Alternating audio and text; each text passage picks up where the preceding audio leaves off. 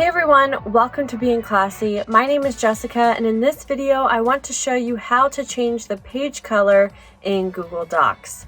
So let's say in Google Docs I'd like my background of my page to be something other than white. Navigate to your File button on your right above your toolbar on the left hand side. Click on File and scroll down to where you see Page Setup. Click on Page Setup. Now you'll notice on Page Setup there's a page color option.